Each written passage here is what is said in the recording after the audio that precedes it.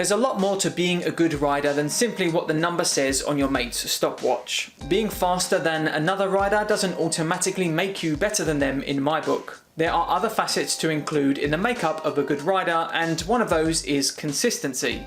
In this video, I want to talk about exactly what consistency is in track riding, as well as how you can start putting the pieces in place to bring this attribute into your riding.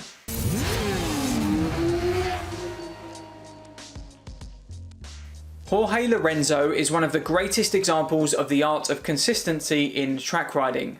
His ability to put together tidy and consistent laps is one of the best you will ever see. If you've watched MotoGP for a number of years, you've no doubt heard commentators on a number of occasions talk about how he's the best when he gets clear track ahead of him and is able to get into a rhythm.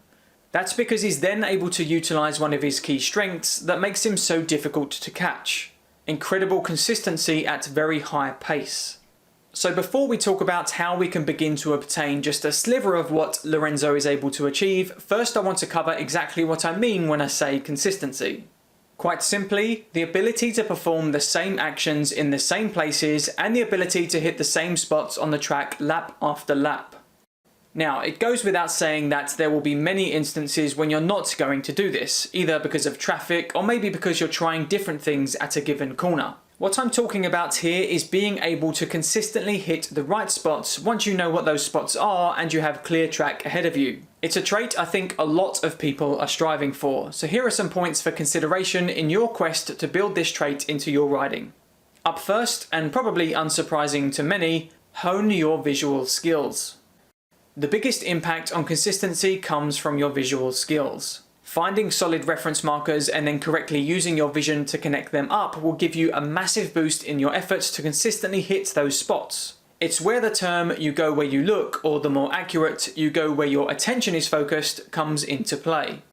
If you're making the effort to look at the exact spot where you want to put the bike and you keep your attention on it until you're sure you're going to hit it, without anything untoward happening, it's highly likely you're going to hit that spot. If you haven't taken the time to learn where you should be aiming to put the bike at the track that you ride and you haven't found references for those points, you're riding purely based on feeling and what you see in the moment relating to your speed and position. Now, people can still ride very fast like this, but their consistency suffers. Being mentally one step ahead of your actual position on track does wonders for consistency. And as an added benefit of that, you'll see big improvements in how you feel and how things begin to slow down for you too. Up next, your ability with the bike and its controls. Once you know the spots you want to hit, it then comes down to your physical ability to be able to put the bike there. It's one of the reasons why I feel that riders should really study how we steer a bike and how we can steer effectively. Being confidently in control of how you get the bike to change direction will mean you can more easily put the bike where you want to put it, and this in combination with your honed visual skills will mean you'll be hitting the spots you want to hit with ease. Brake and throttle application are also things to consider. Even though they don't have as big an effect on your direction of travel, knowing the effects they do have will go a long way to helping you figure out why you're missing a particular spot. Missing an apex because you're rolling on the throttle too early and too hard is a good example. But if you don't know the effects of throttle application, it can leave you confused. Learning the effects our inputs into the bike have on our direction of travel and then consciously practicing to improve those inputs is going to leave you feeling like you're fully in control and able to place the bike exactly where you want to. For the most part, consistency comes down to knowing where you want to go in good time and having the ability to put yourself in that spot. However, there are a couple of other issues which may mean your consistency suffers. First could be a poor body position setup which affects your ability to use the controls. If your poor body position is leaving you with a tight grip on the bars, you're simply not going to be able to brake, steer, or use the throttle as effectively as you'd like.